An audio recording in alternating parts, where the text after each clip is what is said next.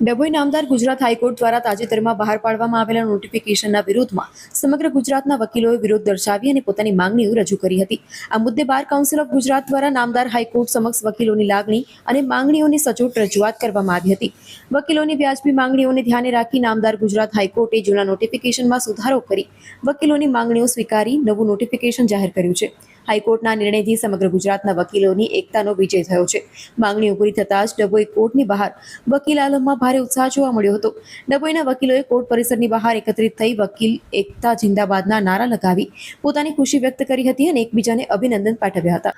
નામદાર ગુજરાત હાઈકોર્ટનો એક સર્ક્યુલેશન હતો અને તે સર્ક્યુલેશનમાં લોહિત લિપિમાં તેમજ અન્ય જે એપ્લિકેશનો છે તે પણ લોહિત લિપિમાં જ નામદાર નીચલી કોર્ટોમાં ફાઇલ કરવી અને તે બાબતે વકીલોને ઘણી બધી મુસીબતો સર્જાઈ હતી અને તેના કારણે 2 દિવસથી તમામ બાર એસોસિએશનના એડવોકેટો હડતાલ પર ઉતરેલા, પરંતુ નામદાર ગુજરાત હાઈકોર્ટે આ સર્ક્યુલેશનમાં સુધારો કરેલો છે અને જે મુદ્દત માફી રિપોર્ટ છે તેમજ મુદ્દત મેળવવાનો રિપોર્ટ છે, આરોપીનો હાજરી મુક્તિનો જે રિપોર્ટ છે, સ્ટે એપ્લિકેશન છે, બેલ બોન્ડની પ્રક્રિયા છે, એ પ્રક્રિયા હસ્તલિખિત પ્રમાણે એક્સેપ્ટ કરવામાં આવશે। તે મુજબનો સુધારો કરવામાં આવેલો છે, જેથી હવેથી હડતાલ પાડવાનો કોઈ અર્થ રહેતો નથી અને અમે બાર એસોસિએશનના તમામ વકીલ મિત્રો તારીખ 10/8/2026 થી રાબેતા મુજબ કોર્ટમાં જોડાઈશું અને રાબેતા મુજબ કામ કરીશું। વકીલ એકતા